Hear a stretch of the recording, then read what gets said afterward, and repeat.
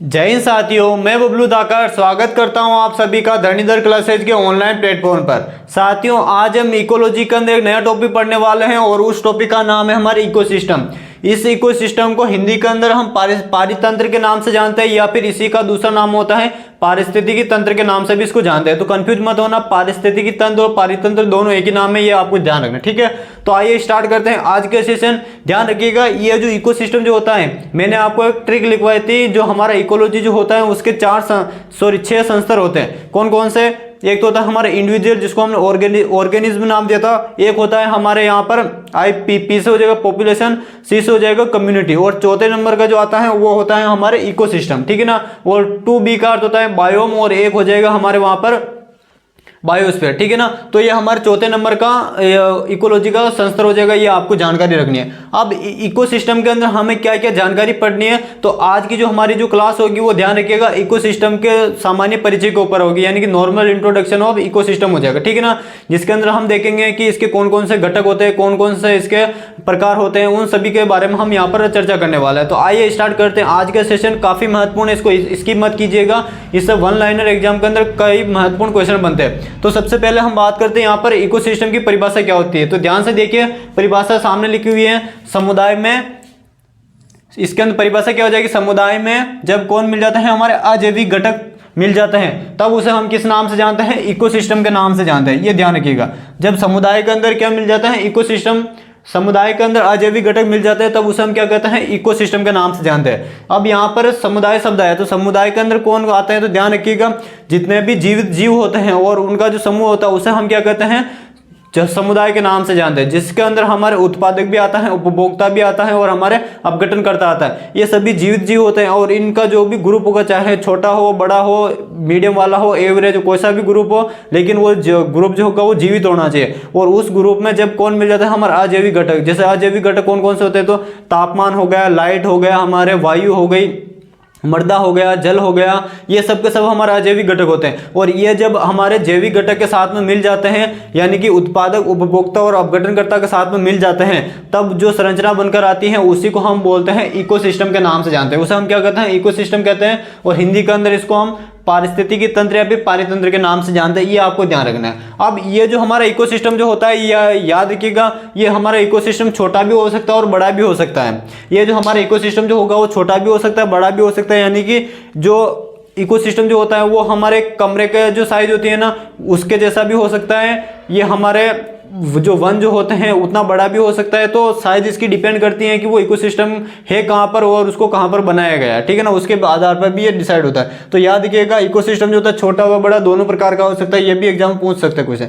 Next आता है ecosystem के अंदर अगर मान लो एक जीव प्रभावित होता है, कोई सा भी, चाहे पादप हो, जंतु हो या फिर अपघटन करता हो, अगर इसमें एक जीव प्रभावित होता है तो उसका जो प्रभाव पड़ेगा वो सभी पर पड़ेगा। जैसे हम उदाहरण के रूप में बात करते हैं, एक अभी मैं आपको एक श्रृंखला लिख कर बताऊंगा। जैसे यहाँ पर हम बात करें, यहाँ पर बताता हूँ आपको, जैसे घास हो गई, ठीक है। घास को कौन खाता है, हमारे बकरी खाती है, ठीक है। बकरी को कौन खाता है, यहाँ पर हमारे मगरमच्छ खाता है। कौन खाता है, मगरमच्छ खाता है, ठीक है। अब ये जो हमारे एक श्रृंखला हो गई, यानी कि ये हमारे एक इकोसिस्टम का निर्माण हो गया। अब मान लो इसके अंदर ये घास जो है ना वो प्रभावित होती है, या फिर किसी भी वजह से घास यहाँ से समाप्त हो गई है, यहाँ से हो सकता है यहाँ पर आग लग गई हो या फिर इसको कोई और काट के ले गया है, लेकिन वो घास बकरी को खाने को नहीं मिलेगी, ठीक है ना। अब ये घास अगर प्रभावित होती है तो इसका प्रभाव किसके ऊपर पड़ेगा, ऑब्वियसली बकरी के ऊपर पड़ेगा, क्योंकि बकरी जो जीवन निर्वाह जो करती है वो घास के ऊपर ही करती है, ठीक है ना।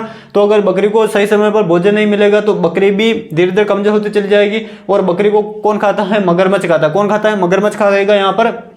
तो अगर बकरी ही जीवित नहीं रहेगी तो मगरमच्छ जीवित रहकर क्या करेगा, क्योंकि अल्टीमेटली जो मगरमच्छ तक जो भोजन पहुंच रहा था वो किसके माध्यम से पहुंच रहा था, बकरी के माध्यम से पहुंच रहा था। या फिर यदि हम बात करें, यहाँ पर बकरी जो होती है वो किसी कारणवश से यहाँ से समाप्त हो गई या फिर ये खत्म हो गई बकरी, तो बकरी किसको खा रही थी, घास को खा रही थी, तो घास को खाने वाला कोई नहीं मिलेगा। और इधर जो मगरमच्छ है वो इंतजार करता रहेगा बकरी का, जब बकरी आएगी तब वो खाएगा और अपना जीवन निर्वाह करेगा। तो कहने का शाब्दिक अर्थ है कि अगर किसी भी श्रृंखला है, किसी भी पारिस्थितिकी तंत्र के अंदर अगर कोई भी एक जीव भी प्रभावित होता है तो उसका जो इम्पैक्ट पड़ेगा, साइड इफेक्ट जो पड़ेगा वो सभी जीवों के ऊपर देखने को मिलेगा। अब वो जो साइड इफेक्ट जो होगा वो हो सकता है कम समय के लिए हो सकता है, अधिक समय के लिए भी हो सकता है और बहुत लंबे समय तक भी हो सकता है। वो डिपेंड करता है वो इकोसिस्टम कितना बड़ा है, कितना जटिल है और उसके अंदर जो जीव पाए जाते हैं उनकी सघनता कितनी है, वो उसके ऊपर डिपेंड करता है। लेकिन हाँ, प्रभाव जरूर पड़ेगा, चाहे वो कम समय के लिए पड़े, मध्यम के लिए पड़े या फिर दीर्घ समय के लिए, लेकिन पड़ेगा जरूर, ये आपको याद रखना, ठीक है ना। तो ये आपको याद रखना है कि इसमें एक जीव भी प्रभावित होता है तो उसका जो प्रभाव पड़ता है इकोसिस्टम के अंदर सभी जीवों पर पड़ता है, ये हमें याद रखना है, ठीक है। अब हम नेक्स्ट बात करते हैं, यहाँ पर ये जो 5 लाइनें लिखी हैं इसके ऊपर पांचों के ऊपर 5 स्टार लगाना। इन पांचों के ऊपर 5 स्टार लगाना ये एग्जाम की दृष्टि से काफी महत्वपूर्ण है। कौन कौन सा? यदि आपसे पूछे कि पर्यावरण अध्ययन की इकाई क्या होती है, तो याद रखिएगा पर्यावरण अध्ययन की जो इकाई होती है वो हमारे इकोसिस्टम होता है। पर्यावरण यानी कि इन्वायरमेंट बहुत बड़ा होता है, बहुत बड़ी जगह को कवर करता है, और अगर हमें इन्वायरमेंट का अध्ययन करना है तो हमें कहां पर पहुंचना पड़ेगा? इकोसिस्टम के अंदर पहुंचना पड़ेगा। तो पर्यावरण या फिर इन्वायरमेंट की जो अध्ययन का जो यूनिट होता है वो कौन होता है? हमारा इकोसिस्टम होता है, ये आपको पता होना चाहिए। नेक्स्ट बात करते हैं, यदि आपसे पूछे कि इकोसिस्टम की इकाई क्या होती है, तो इकोसिस्टम की इकाई क्या होती है? जीव होती है। क्या होती है? जीव होती है। जब मैंने आपको इकोलॉजी के अंदर कितने 6 संस्था लिखाए थे, कितने संस्था लिखाए थे? 6 संस्था लिखाए थे। कौन कौन से? IPCE2B, ये 6 संस्था लिखाए थे। तो इनमें से जो इकोलॉजी की जो शुरुआत जिस संस्था से हुई थी वो हमारे किससे हुई थी? आई से हुई थी, यानी कि इंडिविजुअल, या फिर इंडिविजुअल का ही दूसरा नाम हमने बताया था यहाँ पर ऑर्गेनिज्म बताया था। क्या बताया था? ऑर्गेनिज्म बताया था। तो यदि हमें इकोसिस्टम का या फिर इकोलॉजी का अध्ययन करना है तो हमें कहां पर पहुंचना पड़ेगा? जीव के बारे में पता करना पड़ेगा। यानी कि अल्टीमेटली घास एक जीव हो गया, बकरी एक जीव हो गया, मगरमच्छ एक जीव हो गया। फिर मगरमच्छ अगर यहाँ पर सड़ जाता है, कुछ भी हो जाता है, तो यहाँ पर इसके ऊपर कवक हो सकता है, फिर जीवाणु आकर अटैक करेंगे, तो ये सभी के सभी क्या होते हैं? जीव होते हैं, ठीक है ना। क्या होते हैं? जीव होते हैं। अगर हमें इकोसिस्टम का अध्ययन करना है तो इन सभी के बारे में हमें सामान्य जानकारी होनी चाहिए कि कौन किस जगह आएगा और कौन किसको खाएगा, अगर वो नहीं रहेगा तो उसका साइड इफेक्ट क्या पड़ेगा, वो सभी जानकारी होनी चाहिए। तब जाकर हमारा एक इकोसिस्टम या फिर इकोलॉजी का सही से अध्ययन हो पाता है। तो कहने का शाब्दिक अर्थ है कि अगर इकोसिस्टम की इकाई पूछे तो कौन हो जाएगा? जीव हो जाएगा। कौन हो जाएगा? जीव हो जाएगा, जिसको हम ऑर्गेनिज्म के नाम से जानते हैं। अगर नेक्स्ट पूछे आपको वर्गीकरण की इकाई क्या होती है, तो प्रजाति होती है, जिसको हम स्पीसीज के नाम से भी जानते हैं। तो ध्यान रखिएगा, अगर आपसे पूछे कि क्लासिफिकेशन यानी कि जीवों का जो वर्गीकरण किया जाता है तो उसकी यूनिट क्या होती है? तो प्रजाति होती है। क्या होती है? प्रजाति होती है। ये आपको ध्यान रखना है, ये एग्जाम के अंदर तीनों क्वेश्चन पूछे जाते हैं और बहुत ज्यादा महत्वपूर्ण है, याद रखिएगा, इसकी मत कीजिएगा, ये भी आपको मैं बता देता हूं। उसके बाद नेक्स्ट आता है हमारे ये जो इकोसिस्टम जो टर्म है ये किसके द्वारा दिया गया था? तो ये याद रखिएगा टेंसले के द्वारा। कब दिया गया था? 1935 में दिया गया था। ये एग्जाम भी, ये क्वेश्चन जो होता है एग्जाम के अंदर कई बार पूछा हुआ है कि इकोसिस्टम जो शब्द है वो किसके द्वारा दिया गया, तो ध्यान रखिएगा टेंसले के द्वारा दिया, ये एग्जाम में पूछा जाता है। नेक्स्ट आता है हमारे इकोसिस्टम के जनक कौन होते हैं, तो याद रखिएगा इकोसिस्टम के जो हमारे जनक है वो कौन हो जाएंगे? ओडम हो जाएगा। कौन हो जाएगा? ओडम, ये आपको ध्यान रखना है। तो इससे पहले वाले सेशन के अंदर हमने देखा था इकोलॉजी के जनक, तो याद रखिएगा यहाँ पर आप तीनों लिखे हुए हैं। अगर आपसे पूछे इकोलॉजी टर्म किसने दिया था, तो वो दिया था हमारे रेटर ने। अगर आपसे पूछे कि इकोलॉजी के जनक कौन है विश्व के अंदर, तो हेकल हो जाएगा। अगर यही पूछे कि भारत में इकोलॉजी के जनक कौन हो जाएगा, तो प्रोफेसर रामदेव मिश्रा हो जाएंगे, ये आपको याद रखना है। और प्रोफेसर रामदेव मिश्रा ने इकोलॉजी के लिए एक नया शब्द काम में लिया था, इकोकोज्म। कौन सा शब्द काम में लिया था साथियों? इकोकोज्म शब्द काम में लिया था। नेक्स्ट हम बात करते हैं प्रोफेसर रामदेव मिश्रा के सहयोग से ही भारत सरकार ने वर्ष 1972 में एक कमेटी की स्थापना की थी, और वो कमेटी जो होती है वो हमारे पर्यावरण के ऊपर काम करती है, और उस कमेटी का नाम हो जाएगा यहाँ पर national committee for environmental planning and coordination, ठीक है ना। ये 1972 में स्थापना की गई थी, और 1972 के एक वर्ष बाद में 1973 के अंदर भारत सरकार ने प्रोजेक्ट टाइगर की शुरुआत की, ये भी आपको जानकारी रखनी है। और वो जो प्रोजेक्ट टाइगर की जो शुरुआत की गई थी वो इसी कमेटी की देन थी, यानी कि इसी कमेटी की सिफारिश पर वो प्रोजेक्ट टाइगर शुरू किया गया था। और आज जो भी हमारे देश के अंदर जो भी पर्यावरण के ऊपर जो भी कदम उठाए जा रहे हैं, कहीं ना कहीं मान के चलिए प्रोफेसर रामदेव मिश्रा के सहयोग से जो कमेटी स्थापित की गई थी उस कमेटी का बहुत ज्यादा योगदान है, ठीक है ना। तो ये याद रखिएगा, प्रोफेसर रामदेव मिश्रा को भारत के अंदर इकोलॉजी का फादर कहा जाता है, ठीक है ना, या पिता कहा जाता है। ये आपको जानकारी याद रखनी है। तो ये सामान्य सी जानकारी है पारितंत्र के बारे में, इसका फटाफट से आप स्क्रीनशॉट लीजिए, और चैनल पर नए हैं तो चैनल को जरूर सब्सक्राइब कीजिए और अपने साथियों के साथ में से अधिक शेयर कीजिए। अब हम देखते हैं पारिस्थितिकी तंत्र के प्रकार, तुरंत प्रभाव से इसका स्क्रीनशॉट लीजिए, ठीक है ना। अब हम देखते हैं इसके पारिस्थितिकी तंत्र के प्रकार। पारिस्थितिकी तंत्र के प्रकार, तो जनरली साथियों जो पारिस्थितिकी तंत्र जो होता है वो 2 प्रकार का होता है। कौन कौन सा होता है, तो याद रखिएगा, अगर कोई भी पारिस्थितिकी तंत्र है उसको अगर प्रकृति ने स्वयं बनाया है तो वो तो हो जाएगा हमारे प्राकृतिक पारिस्थितिकी तंत्र, और अगर मानव के द्वारा बनाया गया है तो उसे हम बोलते हैं कृत्रिम पारिस्थितिकी तंत्र। तो एक तो हो जाएगा हमारे प्राकृतिक पारितंत्र, कौन सा हो जाएगा? प्राकृतिक पारितंत्र। और दूसरा हो जाएगा हमारे कृत्रिम पारितंत्र। प्राकृतिक और कृत्रिम। प्राकृतिक पारिस्थितिकी तंत्र वह पारिस्थितिकी तंत्र होगा जिसका निर्माण प्रकृति के द्वारा किया जाता है, और कृत्रिम वो होगा जिसका निर्माण मानव के द्वारा किया जाता है। ठीक है ना। तो ये नाम से स्पष्ट है कि नेचुरली जो होगा वो प्रकृति के द्वारा दिया गया होगा, और आर्टिफिशियल जो होगा वो हमारे मानव के द्वारा बनाया गया होगा। ये आपको याद रखना। ठीक है ना। अब हम इनके अंदर देखते हैं कि प्राकृतिक जो होता है वो कितने प्रकार का होता है, इसके कौन कौन से उदाहरण होते हैं, और कृत्रिम के अंदर भी देखते हैं कि इसके कौन कौन से उदाहरण होते हैं। ये आपको जानकारी रखनी है। ठीक है ना। तो प्राकृतिक जो पारिस्थितिक तंत्र जो होता है इसको आगे जाकर कितने फिर दो भागों में बांटा गया। प्राकृतिक जो पारिस्थितिक तंत्र जो होता है इसको फिर आगे जाकर कितने भागों में बांटा गया साथियों? दो भागों में बांटा गया। जो हमारा प्राकृतिक पारिस्थितिक तंत्र होता है इसको फिर आगे जाकर दो भागों में बांटा गया है। एक तो स्थलीय पारितंत्र, एक तो हो जाएगा हमारे कौन सा? स्थलीय पारितंत्र, यानी कि जो जमीन पर होता है। ठीक है ना। और दूसरा हो जाएगा जलीय पारिस्थितिकी तंत्र। जलीय पारितंत्र कौन सा हो जाएगा? जलीय पारितंत्र। ध्यान से सुनना, इसको थोड़ा मिटा के इधर लिखते हैं। दूसरा हो जाएगा हमारा कौन सा? जलीय पारितंत्र। ठीक है। स्थलीय यानी कि जहां पर हम रहते हैं स्थल पर, और दूसरा हो जाएगा जल यानी कि पानी के अंदर जो भी इकोसिस्टम बनता है उसे हम बोलते हैं जलीय पारितंत्र। अब ये जो स्थलीय जो होता है इसको फिर तीन भागों में बांटा गया है, क्योंकि स्थल पर आपको कई सारी चीजें देखने को मिलती है। जैसे हम बात करें स्थल पर जो होता है वो हमें घास देखने को भी मिलते हैं, मरुस्थल देखने को मिलते हैं। इसी प्रकार हम बात करें स्थल पर हमको वन देखने को मिलते हैं। तो जहाँ की कोई भी जगह है वहाँ पर जो भी डोमिनेंट होगा उसी के आधार पर उसका नामकरण किया जाता है। तो ये मैंने आपको पहले भी बताया था जब हमने ऑर्गेनिज्म या फिर प्रजाति के बारे में देखा था, तब मैंने आपको वहाँ पर बताया था कि कोई भी अगर हमें किसी का भी नामकरण करना है तो जो भी चीज़ वहाँ पर डोमिनेंट होगी उसी के आधार पर उसका नामकरण किया जाता है। अगर किसी भी स्थल पर अगर वनों की संख्या ज़्यादा है तो उसे हम बोलेंगे वन का पारिस्थितिकी तंत्र। अगर किसी भी स्थान पर मान लीजिए अगर घास की संख्या ज़्यादा है तो उसे हम बोलेंगे घास का पारिस्थितिकी तंत्र। अगर मान लो किसी भी स्थान पर रेगिस्तान ज़्यादा है या फिर वहाँ पर दूर दूर तक शुष्क जलवायु है तो उसे हम बोलेंगे मरुस्थल का पारिस्थितिकी तंत्र के नाम से जानते हैं। ठीक है ना। तो इसी प्रकार स्थलीय जो पारितंत्र होता है ये हमारे कितने प्रकार का होता है? तीन प्रकार का होता है। स्थलीय पारितंत्र तीन प्रकार का होता है। इन तीनों के नाम मैं इधर लिख रहा हूँ। कौन कौन सा हो जाएगा? एक तो हमारे घास का मैदान। ठीक है, यहां मैदान की जगह पारिस्थितिकी तंत्र भी आ सकता है। ठीक है। दूसरा हो जाएगा हमारे वन का पारितंत्र। दूसरा कौन सा हो जाएगा? वन का पारितंत्र।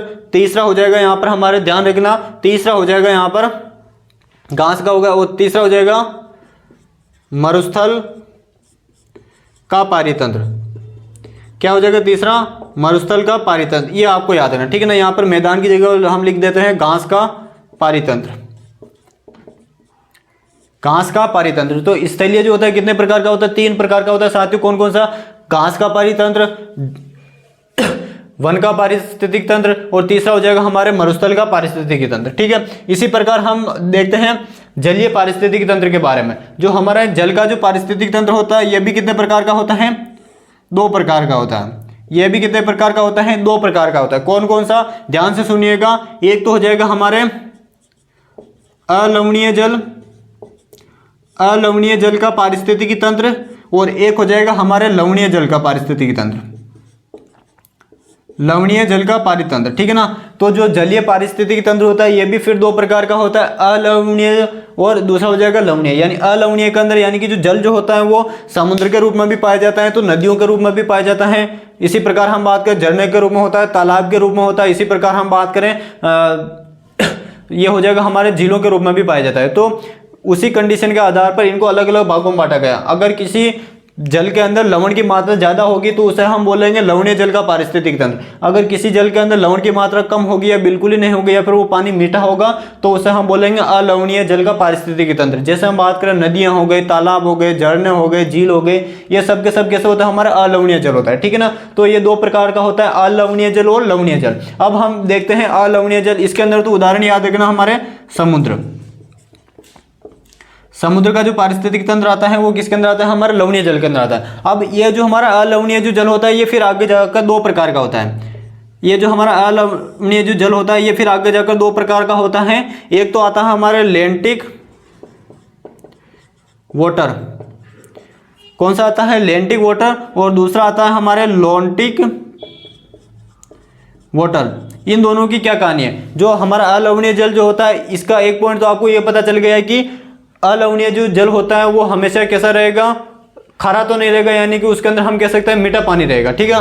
अब ये जो जल जो होगा वो भी दो तरह का हो सकता है, लेंटिक और लोन्टिक। तो एक तो हम बात करें, जैसे आपने कई जगह पानी बहता हुआ देखा होगा, नदियों के अंदर होगा, झरने के अंदर, एक वो भी मीठा पानी होता है, और एक आपने देखा होगा कि स्थिर वाला पानी, यानी कि एक जगह रुका हुआ पानी। जैसे गांव के जो ढलान वाला क्षेत्र होता है वहां पर आपने तालाब को देखा होगा, या फिर आपने कई सारी झीलों को देखा होगा। जैसे हम बात करें उदयपुर के अंदर फतेह सागर झील हो गई, या पिछोला झील हो गई, आना सागर, ये ऐसी कई सारी झीलें हैं जो एक जगह बनी हुई हैं और उसके अंदर पानी रुका रहता है, तो वो भी शुद्ध पानी होता है, और जो बह रहा है पानी वो भी हमारा शुद्ध होता है। तो बहने के आधार पर इनको फिर अलवणीय जल को दो भागों में बांटा जाता है। कौन कौन सा, एक तो हो जाएगा हमारे लोन्टिक वाटर और एक हो जाएगा हमारे लेंटिक वाटर, ठीक है ना। कौन कौन सा, लेंटिक वाटर और लोन्टिक वाटर किसे कहते हैं, परिभाषा क्या होती है, तो ध्यान रखना, जो पानी कैसा हो, स्थिर हो, स्थिर जल, स्थिर जो जल होता है उसे हम बोलते हैं लेंटिक, और लोन्टिक कौन सा होता है, तो अस्थिर जल। कौन सा, अस्थिर जल, अस्थिर जल, या फिर इसी को हम कह सकते हैं कि बहता पानी। कौन सा पानी, बहता हुआ जो पानी होता है वो हमारे क्या कहलाता है, लोन्टिक वाटर कहलाता है, ठीक है ना। होगा तो दोनों मीठा पानी, लेकिन जो एक तो स्थिर रहेगा और एक हमारे लगातार बहता रहेगा। जैसे उदाहरण की बात करें तो उदाहरण हो जाएगा हमारे स्थिर जल कौन कौन सा होता है, तो एक तो हो जाएगी हमारे झीलें हो जाएगी, जैसा अभी मैंने आपको नाम बताया, आना सागर झील हो गई, फतेह सागर हो गया, पिछोला झील हो गया। ये झीलें जो होती है वो हमारी कैसी होती हैं, स्थिर जल होती है, ठीक है। इसी प्रकार हम बात करें, यहाँ पर हो जाएगा हमारे तालाब, क्या हो जाएगा, तालाब। गाँव के अंदर आपने देखा होगा कई सारे तालाब बने होते हैं पानी के लिए, वो भी हमारे कैसा होता है, स्थिर जल होता है। इसी प्रकार यहाँ पर हम बात कर सकते हैं कुएं, क्या हो जाएंगे, कुएं। हालांकि कुएं छोटे रूप में होते हैं लेकिन उनके अंदर भी पानी एक जगह स्थिर रहता है, ठीक है। कुएं हो गए, बावड़ी हो गए, इनके अंदर जो पानी होता है वो स्थिर रहता है, तो सब के सब हमारे किस में आ जाएंगे, लेंटिक के अंदर आ जाएंगे। किसके अंदर आ जाएंगे, लेंटिक। ये शब्द एग्जाम के अंदर पूछा जाता है कि लेंटिक का शाब्दिक अर्थ क्या होता है, तो ध्यान रखिएगा, स्थिर जल, और उदाहरण आपको याद रखना है, झीलें, तालाब और कुएं हो गए, ये आपको याद रखना। इसी प्रकार हम बात करें, लोकटक झील हो गया, वो भी एक झील होती है, तो वो भी एग्जाम के अंदर अक्सर पूछी जाती है कि लोकटक झील किसका उदाहरण हो जाएगा, तो हमारा लेंटिक वाटर हो जाएगा, ठीक है। अब हम बात करते हैं अस्थिर जल या फिर बहता हुआ पानी। तो आपने कई जगह ऐसे देखा होगा जो पानी बहता रहता है। जैसे हम बात करें, झरने हो गए हमारे, ठीक है ना, कई सारे झरने हो गए। जैसे हम उदाहरण के रूप में बात करें, यहाँ पर मैनाल वाटरफॉल हो गया, यानी कि मैनाल का झरना हो गया। इसी प्रकार हम और भी कई सारे झरने होते हैं, झरनेश्वर महादेव का झरना हो गया। तो ऐसे कई सारे झरने होते हैं जो लगातार बहते रहते हैं, ठीक है ना। इसी प्रकार हम बात करें यहाँ पर, और हो जाएगा हमारे नदियाँ। जो नदियाँ जो होती हैं, नदियों का भी जो पानी होता है वो लगातार बहता रहता है। जैसे हम बात करें, गंगा नदी हो गई, यमुना नदी हो गई, चंबल नदी हो गई, ये कई सारी नदियाँ होती हैं, उनका जो पानी होता है वो हमेशा बहता रहता है, तो वो हमारे लोन्टिक के अंदर आ जाएगा। बनास नदी हो गई, ठीक है ना। और नेक्स्ट बात करते हैं यहाँ पर हम, तो इसी के साथ में हमारा लेंटिक और लोन्टिक यहाँ पर कंप्लीट होता है, ठीक है ना। ये दोनों शब्द इंपॉर्टेंट है, इन दोनों शब्दों के ऊपर 5 स्टार लगाना है कि लेंटिक का अर्थ क्या होता है और लोन्टिक का अर्थ क्या होता है, ये एग्जाम के अंदर पूछा जाता है। और ये उदाहरण याद रखना। अब इनके अंदर जो भी पारिस्थितिकी तंत्र बनेगा वो सब किसका उदाहरण हो जाएगा, हमारे जलीय पारिस्थितिकी तंत्र का हो जाएगा। किसका हो जाएगा, जलीय पारिस्थितिकी तंत्र का हो जाएगा, ये आपको ध्यान रखना, ठीक है। अब हम हमारे अगला जो पारिस्थितिकी तंत्र का जो प्रकार आता है, आर्टिफिशियली इकोसिस्टम, उसके बारे में अध्ययन करते हैं। तो इसकी परिभाषा क्या हो जाएगी, तो परिभाषा स्पष्ट हो जाएगी, ऐसे पारिस्थितिकी तंत्र या फिर एक ऐसे इकोसिस्टम जिसका निर्माण मनुष्य के द्वारा किया जाता है उसे हम बोलते हैं कृत्रिम पारिस्थितिकी तंत्र। परिभाषा कोई नहीं पूछता, केवल और केवल इसके उदाहरण पूछते हैं, और वो उदाहरण आपको पता होने चाहिए, ठीक है ना। उदाहरण की बात करें तो पहला हो जाएगा हमारे इसके अंदर उदाहरण, फसल का खेत, ठीक है ना। फसल का जो खेत होता है वो किसके द्वारा, मानव के द्वारा तैयार किया जाता है, तो वो हमारे कृत्रिम पारिस्थितिकी तंत्र का उदाहरण हो जाएगा। इसी प्रकार हम बात करें, अगर छोटा हमारा घर है या फिर संयुक्त परिवार है, तो उस संयुक्त परिवार के अंदर कई सारे अगर मेंबर है, उनके सब्जियों के लिए, या फिर अगर हम बात करें हरी सब्जियों की चाहिए होती है, तो उनके लिए घर के अंदर ही या फिर घर के साइड के अंदर ही एक बाड़ी लगा दी जाती है सब्जी के लिए। तो वो जो बाड़ी जो हो जाएगी वो हमारे किसका उदाहरण हो जाएगा, कृत्रिम पारिस्थितिकी तंत्र का हो जाएगा, ठीक है ना। और एक हो जाएगा हमारे बगीचा, क्या हो जाएगा, बगीचा। आपने अक्सर देखा होगा गांवों के अंदर जो छोटे मंदिर होते हैं उन मंदिरों के अंदर छोटे छोटे बगीचे बने होते हैं, तो वो हमारे किसका उदाहरण हो जाएगा? कृत्रिम पारिस्थितिकी तंत्र का हो जाएगा। इसी प्रकार हम बात करें बड़े बड़े पार्क, और ये बड़े पार्क कहाँ पर होते हैं? शहर के अंदर होते हैं, सिटी के अंदर होते हैं। जैसे हम बात करें जो सिटी जो होती है, या फिर अगर कोई नई कॉलोनी विकसित हो रही हो तो वहाँ गवर्नमेंट ने ये मैंडेटरी कर रखा है कि नई कॉलोनी विकसित होगी तो उन वहाँ के जो भी लोग होंगे उनके घूमने या टहलने के लिए उस शहर के अंदर एक छोटा सा पार्क होना चाहिए। जैसे हम बात करें भीलवाड़ा शहर की बात करें तो वहाँ पर 2 पार्क बहुत ज़्यादा फेमस है, वो हो जाएंगे। जैसे एक का नाम हो जाएगा लव गार्डन, ठीक है ना, और एक का हो जाएगा हमारे शिवाजी पार्क। ये महापुरुषों के नाम के आधार पर भी कई सारे पार्क होते हैं। तो वो जो होते हैं बड़े पार्क जो होते हैं शहरों के अंदर पाए जाते हैं, जो मनुष्य के द्वारा विकसित किए जाते हैं या फिर अथॉरिटी के द्वारा विकसित किए जाते हैं, और उस अथॉरिटी को चलाने वाला जो होता है वो मानव ही होता है। तो वो सब के सब हमारे किसके उदाहरण हो जाएगा? कृत्रिम पारिस्थितिकी तंत्र। इवन ध्यान रखिएगा, अगर कोई वन जो होता है वो अगर मानव के द्वारा विकसित किया जाता है तो वो भी हमारे कृत्रिम पारिस्थितिकी तंत्र के अंदर आ जाएगा। जैसे एक उदाहरण हो जाएगा कृत्रिम वन। अब कृत्रिम वन का आपको एक उदाहरण याद रखना, हालांकि अभी वो विकसित नहीं किया है लेकिन गवर्नमेंट ने पॉलिसी बना दी है और उस पर काम भी चालू हो चुका है, और वो जो वन विकसित होगा तो वो किसके अंदर आ जाएगा? हमारे कृत्रिम पारिस्थितिकी के अंदर। जैसे हम बात करें the Aravalli great wall project. ये जो अरावली जो हमारी पर्वत श्रृंखला है जो राजस्थान के अंदर पाई जाती है, और इस अरावली पर्वत श्रृंखला को विश्व की सबसे प्राचीनतम पर्वत श्रृंखलाओं में से माना जाता है, ठीक है ना। अब ये पर्वत जो श्रृंखला है अरावली वाली, ये क्या करती है? तो ये राजस्थान को 2 भागों में बांटती है। तो इसका प्रमुख जो काम होता है, ये क्या करती है? तो पश्चिमी राजस्थान के अंदर जो मरुस्थल है, जब भी तेज हवाएं चलती हैं, आंधी तूफान चलते हैं, तो जो भी मरुस्थल है उस मरुस्थल की जो रेत होती है वो पूर्वी राजस्थान की तरफ बढ़ती है, यानी कि धीरे धीरे वो पूर्वी राजस्थान की तरफ बढ़ती है। और पूर्वी राजस्थान के अंदर हम कह सकते हैं कि हरियाली बहुत ज़्यादा है, और यहाँ की जो सोइल है पूर्वी राजस्थान की, वो उत्पादकता के रूप में बहुत अच्छी मानी जाती है तुलनात्मक रूप से पश्चिमी राजस्थान की। तो पश्चिमी राजस्थान की मिट्टी जो हवा आंधियों के साथ में इधर आती है, तो उसको रोकने का काम कौन करता है? हमारा अरावली पर्वत श्रृंखला करती है। लेकिन वर्तमान परिदृश्य में यहाँ पर हम बात करें अरावली पर्वत श्रृंखला की, तो आजकल इसका एक तो हम बात करें शरण बहुत ज़्यादा होने लगा है अरावली पर्वत श्रृंखला का। दूसरा, खनन माफिया की वजह से धीरे धीरे अरावली पर्वत श्रृंखला जो है वो उसकी साइज धीरे धीरे कम होती जा रही है। फिर हम कह सकते हैं कि खनन की वजह से ये धीरे धीरे विलुप्त होती जा रही है, क्योंकि अरावली पर्वत श्रृंखला जो है वो एक खनिज संपदा की दृष्टि से अच्छी मानी जाती है। तो खनन माफिया की वजह से, या फिर हम बात करें खनिज निकालने की वजह से धीरे धीरे इसका साइज कम हो रहा है। तो धीरे धीरे जो रेगिस्तान की जो मिट्टी है या फिर जो रेतीली मिट्टी है वो पूर्वी राजस्थान की तरफ बढ़ रही है, और उसको रोकने के लिए भारत सरकार के द्वारा एक इनिशिएटिव लिया गया है, और उस इनिशिएटिव का नाम हो जाएगा हमारा the Aravalli great wall project. अब इस प्रोजेक्ट के अंदर क्या किया जाएगा? तो जो हमारी पर्वत श्रृंखला है, ये अरावली पर्वत श्रृंखला है, इसके चारों तरफ 5 किलोमीटर इधर, 5 किलोमीटर इधर, 5 किलोमीटर इधर, 5 किलोमीटर इधर, 5 किलोमीटर इधर, 5 किलोमीटर इधर, 5 किलोमीटर इधर, वो 5 किलोमीटर, यानी कि अरावली पर्वत श्रृंखला के चारों तरफ 5 किलोमीटर वृक्षारोपण किया जाएगा। और वो जो वृक्षारोपण होगा 5 किलोमीटर लंबा, 5 किलोमीटर चौड़ा चारों तरफ, वो जो वृक्षारोपण होगा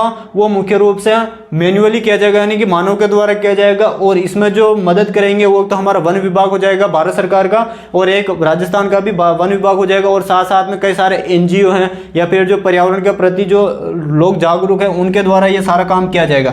तो इसमें मनुष्य के द्वारा एक अरावली पर्वत श्रृंखला के चारों तरफ एक नया वन डेवलप किया जाएगा, और उसी को हम बोलेंगे कृत्रिम वन। और ये जो कृत्रिम वन जो हो जाएगा हमारे किसका उदाहरण हो जाएगा? ये हमारे कृत्रिम पारिस्थितिकी तंत्र का उदाहरण हो जाएगा, क्योंकि 5 किलोमीटर का जो दायरा होगा उसके अंदर एक नया इकोसिस्टम बनकर आ जाएगा, ठीक है ना। तो इस प्रकार से हमारे कृत्रिम पारिस्थितिकी तंत्र के अंदर ये 5 उदाहरण आपको याद रखने हैं। ये एग्जाम के अंदर अक्सर पूछ लिए जाते हैं कि फसल का खेत हो गया, बाड़ी हो गया, बगीचा और बड़े पार्क जो होते हैं और कृत्रिम वन, ये सब किसके अंदर आते हैं? तो हमारे कृत्रिम पारिस्थितिकी तंत्र के अंदर आते हैं। ये भी आपको याद रखना है। और इसी प्रकार एक और आपको याद रखना है, कृत्रिम मछली पालन।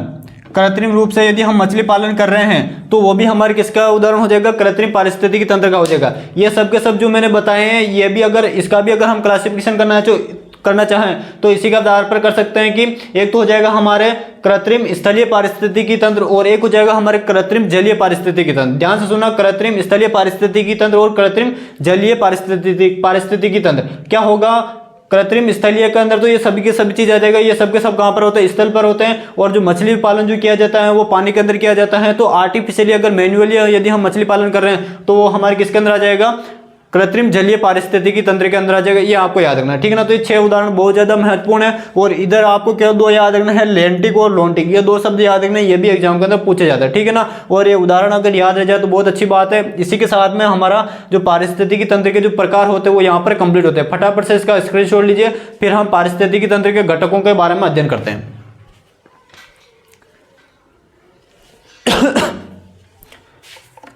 अब देख हेडिंग डालना पारिस्थितिकी तंत्र के घटक। तो ध्यान से सुनना, पारिस्थितिकी तंत्र के जो प्रकार होते हैं 2 होते हैं। इसी प्रकार पारिस्थितिकी तंत्र के जो घटक जो होंगे वो भी कितने प्रकार के होंगे, 2 प्रकार के होंगे, ठीक है ना। आज हम केवल उन घटकों के बारे में देखेंगे, उसके बाद में इन सभी घटकों के बारे में हम एक एक करके अध्ययन करेंगे, ठीक है ना।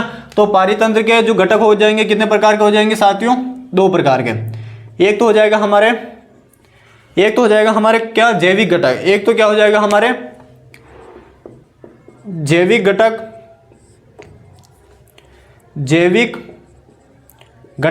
इंग्लिश, और एक हो जाएगा हमारे अजैविक घटक। एक क्या हो जाएगा हमारे अजैविक घटक। जैविक घटक जो होता है इसको हम बोलते हैं बायोटिक कंपाउंड और अजैविक को हम बोलते हैं एबायोटिक कंपाउंड, ठीक है ना। ये आपको याद रखना, इंग्लिश टर्म भी याद रखना, एग्जाम के अंदर कई बार इंग्लिश टर्म भी पूछ लिया जाता है। तो ध्यान से सुनना, पारिस्थितिकी तंत्र के घटक कितने होते हैं, 2 प्रकार के होते हैं। कितने, 2 प्रकार के। कौन कौन से, जैविक घटक और दूसरा हो जाएगा हमारा अजैविक घटक। अब इनकी क्या विशेषता है वो हमें ध्यान रखना, ठीक है ना। तो जैविक घटक की बात करें तो इसके अंदर कौन कौन से घटक आएंगे, तो ऐसे घटक जिनके अंदर जीवन होता है या फिर जो सजीव होते हैं या फिर सांस लेने की क्षमता होती है या फिर उनके अंदर उपापचयी क्रियाएं होती हैं, वो सब के सब किसके अंदर आ जाएंगे, जैविक घटक के अंदर आ जाएंगे। अब वो कौन कौन से होते हैं थोड़ी देर बाद में अभी हम देखेंगे, केवल मैं अभी परिभाषा बता रहा हूँ या फिर इनका अर्थ बता रहा हूँ। तो जैविक घटक क्या हो जाएंगे, ऐसे घटक जिनके अंदर जीवन होता है या फिर सांस लेने की क्षमता होती है या फिर उनके अंदर उपापचयी क्रियाएं होती है, वो सब के सब हमारे जैविक घटक कहलाएंगे। और अजैविक घटक कौन हो जाएंगे या फिर एबायोटिक कंपाउंड कौन से हो जाएंगे, ऐसे घटक जिनके अंदर कोई जीवन नहीं होता है, कोई सांस लेने की क्षमता नहीं होती है, कोई इनके अंदर उपापचयी क्रियाएं नहीं होती है, वो सब के सब क्या हो जाएंगे, हमारे अजैविक घटक हो जाएंगे। वो सब के सब क्या हो जाएंगे, हमारे अजैविक घटक हो जाएंगे। जैसे उदाहरण के रूप में बात करें, प्रकाश, सूरज के प्रकाश के अंदर जीवन होता है नहीं होता है, वायु के अंदर जीवन होता है नहीं होता है। इसी प्रकार हम बात करें जल थल नभ, इन तीनों के अंदर जीवन होता है कभी नहीं होता है, तो सब के सब क्या हो जाएंगे, हमारे अजैविक घटक हो जाएंगे, ठीक है ना। अब हम इनके बारे में कुछ उदाहरण देखते हैं, जैविक घटक कौन होगा और अजैविक घटक कौन होगा। तो जैविक घटक जो होते हैं ये कितने प्रकार के होते हैं, 3 प्रकार के होते हैं। जैविक घटक कितने, 3 प्रकार के होते हैं। कौन कौन से, एक तो हो जाएगा हमारे उत्पादक, कौन सा हो जाएगा, उत्पादक। दूसरा हो जाएगा हमारे उपभोक्ता, दूसरा कौन हो जाएगा, उपभोक्ता। और तीसरा हो जाएगा हमारे अपघटनकर्ता, अपघटनकर्ता। जो हमारे जैविक घटक होंगे वो साथियों कितने, 3 प्रकार के होंगे, उत्पादक, उपभोक्ता और अपघटनकर्ता। ध्यान रखिएगा, इन्हीं को हम अगर पर्टिकुलर साइंस की भाषा की बात करें तो उत्पादक जो होते हैं इनको हम बोलते हैं वनस्पति बोलते हैं। क्या बोलते हैं, वनस्पति। क्या बोलते हैं, वनस्पति। अगर हम उपभोक्ता की बात करें तो साइंस के अंदर इसको बोलते हैं हम जंतु। क्या बोलते हैं, जंतु, ठीक है। और अपघटनकर्ता को बोलते हैं हम साइंस के अंदर सूक्ष्म जीव बोलते हैं। क्या बोलते हैं, सूक्ष्म जीव। सूक्ष्म जीव के अलावा इसके अंदर कुछ और भी दूसरे भी जीव आते हैं, लेकिन याद रखिएगा पर्टिकुलर यदि हम साइंस की बात करें तो साइंस के अंदर उत्पादक को क्या बोलते हैं, वनस्पति बोलते हैं, उपभोक्ता को क्या बोलते हैं, जंतु बोलते हैं, अपघटनकर्ता को क्या बोलते हैं, सूक्ष्म जीव। ये क्वेश्चन भी अगर पूछ लिया जाए कि इकोलॉजी के अंदर वनस्पति को क्या कहते हैं, तो ध्यान रखिएगा क्या कहते हैं, उत्पादक कहते हैं, जंतु को क्या कहते हैं, उपभोक्ता कहते हैं, सूक्ष्म जीव को क्या कहते हैं, अपघटनकर्ता कहते हैं। अब फिर इनके बारे में जब हम पढ़ेंगे तो ये भी अलग अलग प्रकार के होते हैं। यानी कि उत्पादक जो होता है फिर 2 प्रकार का होता है, प्राथमिक और द्वितीयक।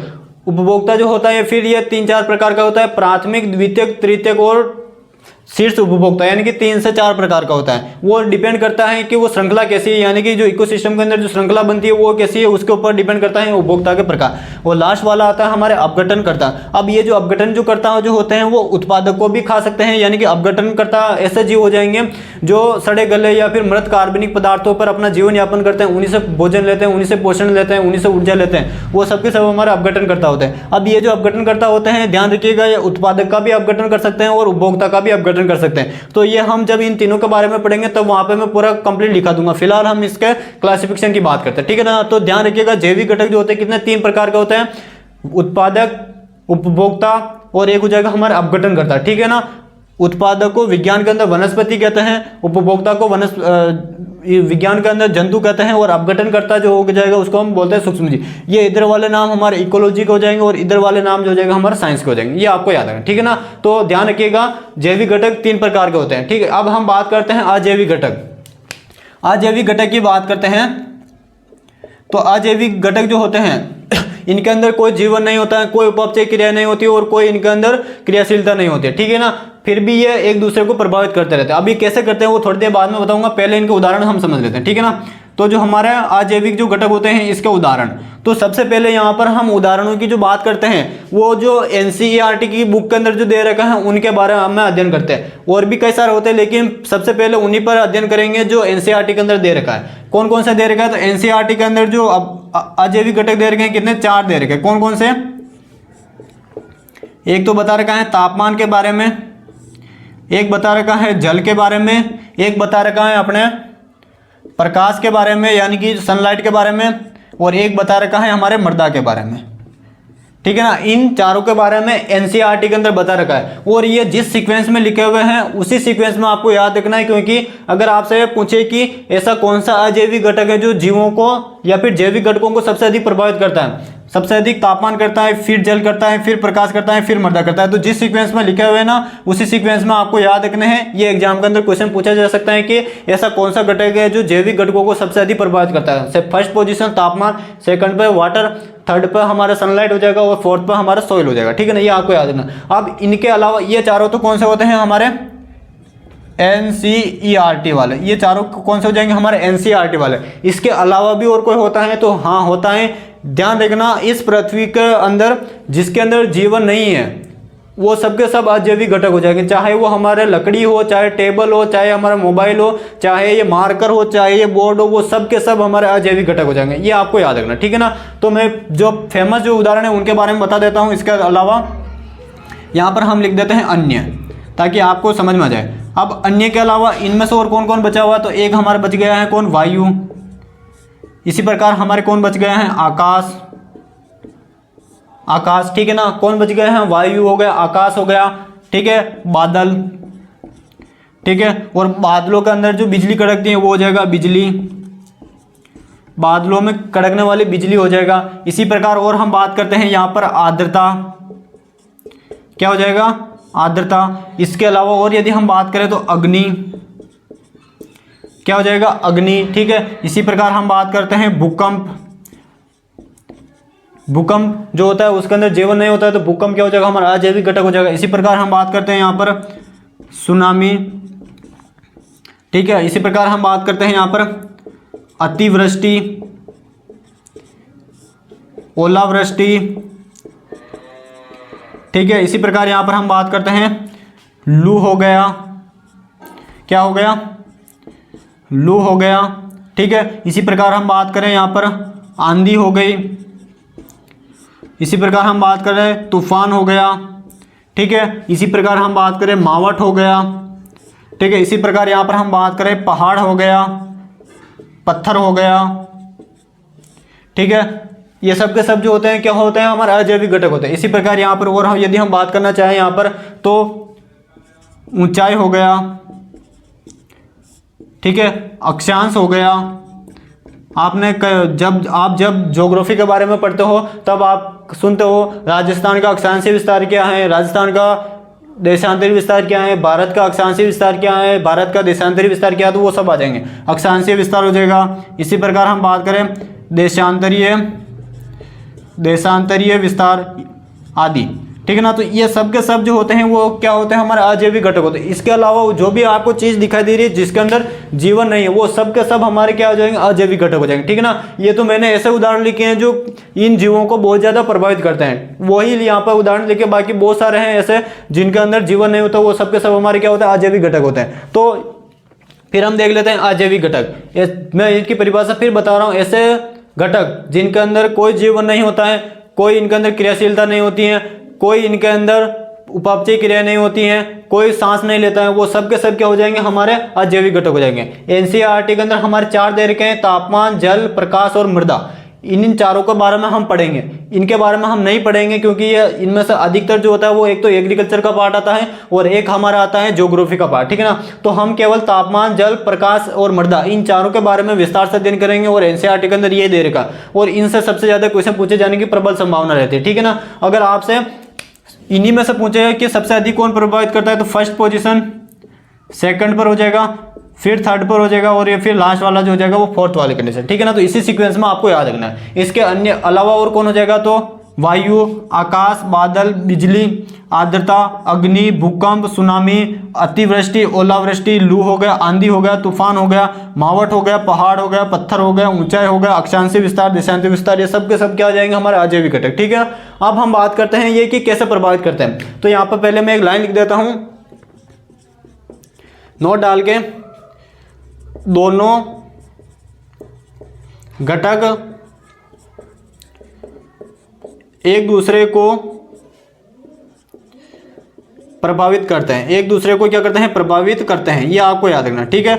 जैसे हम यहाँ पर उदाहरण के रूप में बात करें ये एक दूसरे को कैसे प्रभावित करते हैं तो ध्यान रखना, मान लो अगर उत्पादक है, ये सब के सब जैविक घटक हो गए और ये सब के सब हमारा अजैविक घटक है। मान लो अगर इसमें से हम उत्पादक की बात करते हैं तो उत्पादक की लाइफ साइकिल तब तक पूर्ण नहीं होगी जब तक अजैविक घटक इसकी मदद नहीं करेगा, तब तक इसकी लाइफ साइकिल कभी कंप्लीट नहीं होगी, बीच में ही अपनी सेवाएं समाप्त करके वापस चला जाएगा जहां से आया था वहीं से, ठीक है ना। तो ध्यान रखिएगा, उत्पादों को जीवित रहने के लिए, अपने लाइफ साइकिल को पूर्ण करने के लिए, अपने शरीर के अंदर जो उपापचय क्रियाएं हो रही है उसको मेंटेन करने के लिए, इसको वृद्धि करने के लिए, इसको भोजन के लिए, ऊर्जा के लिए, प्रकाश के लिए, सबके लिए इसको अजैविक घटकों के ऊपर निर्भर रहना पड़ेगा। जैसे हम उदाहरण के रूप में यहाँ पर बात करते हैं, एक पौधा है हमारे पास में, जैसे हम यहाँ पर बात करते हैं ये क्या है, हमारे पास में पौधा है, ठीक है।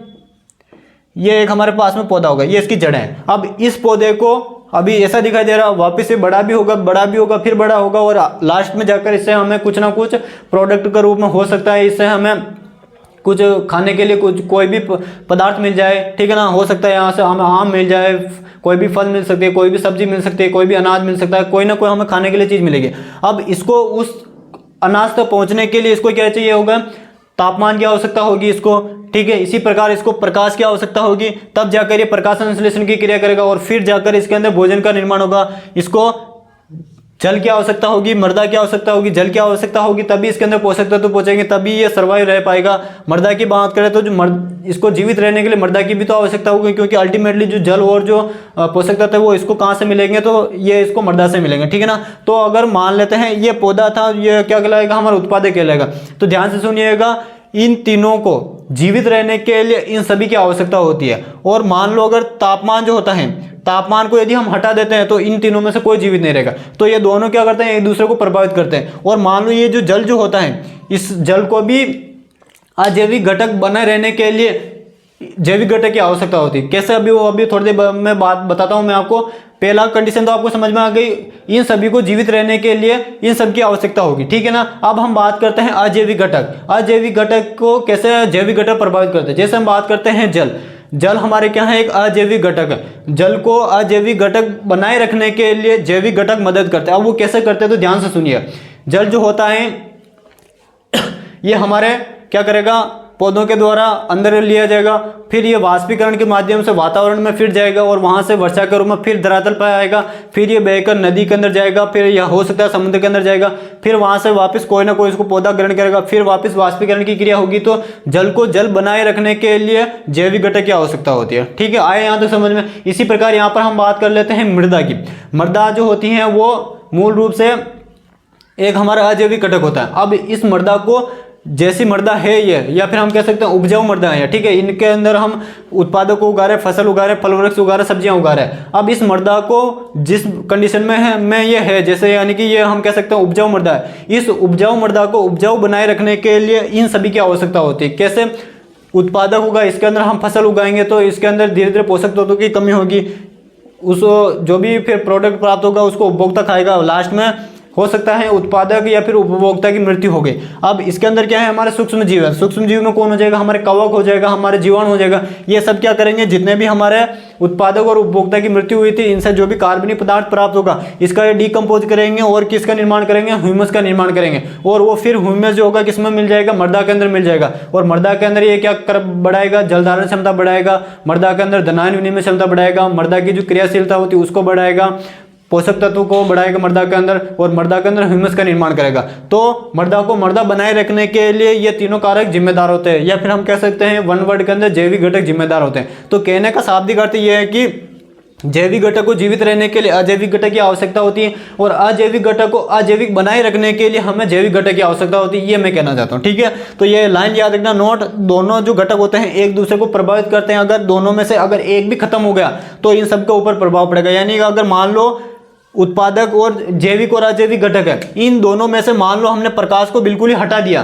तो प्रकाश का जो प्रभाव पड़ेगा इन तीनों के ऊपर भी पड़ेगा, और साथ साथ में जो अजैविक जो घटक हैं इनके ऊपर भी प्रकाश का प्रभाव पड़ेगा, ठीक है ना। तो ये याद रखना है, अगर इन दोनों में से अगर एक को भी हटा देते, चाहे वो हमारे जैविक घटक हो या फिर अजैविक घटक हो, तो दोनों का जो कंपोजिशन होता है वो बिगड़ जाएगा, और हमारा अल्टीमेटली जो इकोसिस्टम जो होगा वो यहाँ पर प्रभावित होता है। ये आपको याद रखना, ठीक है ना। तो इसी के साथ में हमारा जैविक घटक और अजैविक घटक यहाँ पर हम समाप्त करते हैं। और अब अगला जो हमारा नेक्स्ट सेशन आएगा उसके अंदर हम अजैविक घटक के बारे में पढ़ेंगे, यानी कि तापमान के बारे में पढ़ेंगे, जल के बारे में पढ़ेंगे, प्रकाश और मृदा, इन सभी के बारे में पढ़ेंगे, ठीक है ना। तो आज के सेशन को हम यहीं पर विराम देते हैं। ध्यान रखिएगा, आज की जो क्लास थी वो हमारी बेसिक इंट्रोडक्शन थी इकोसिस्टम के बारे में। तो जब तक आपको बेसिक इंट्रोडक्शन क्लियर नहीं होगा तो इकोसिस्टम के अंदर आने वाले जो और टॉपिक है वो आपको कतई समझ में नहीं आएगा। तो सबसे पहले आपको इंट्रोडक्शन समझ में आना चाहिए, उसके बाद में आपको स्वतः से ही आपका लिंक बनता चला जाएगा कि किस टॉपिक को कैसे पढ़ना है, कैसे समझना है, कैसे प्रॉपर नोट्स बनाने हैं, और कैसे हमको याद रखना, और एग्जाम के अंदर किस प्रकार से क्वेश्चन अटेम्प्ट करना है, ठीक है ना। तो सारा चीज़ आपके इंट्रोडक्शन से कंप्लीट होगा। कॉन्सेप्ट क्लियर है तो बाकी आप कोई सा भी एग्जाम आएगा उसको फोड़ कर आ जाओगे, ठीक है ना। तो आज के सेशन को हम यहीं पर विराम देते हैं। नेक्स्ट सेशन के अंदर हम सबसे पहले पढ़ेंगे अजैविक घटक के बारे में, क्योंकि इनके अंदर इतना ज़्यादा डिटेल से नहीं पढ़ना है। उत्पादक, उपभोक्ता और अपघटनकर्ता के बारे में हमको विस्तार से पढ़ना है, ताकि इनको हम बाद में पढ़ेंगे, ठीक है ना। तो सबसे पहले हम अजैविक घटक के बारे में पढ़ेंगे।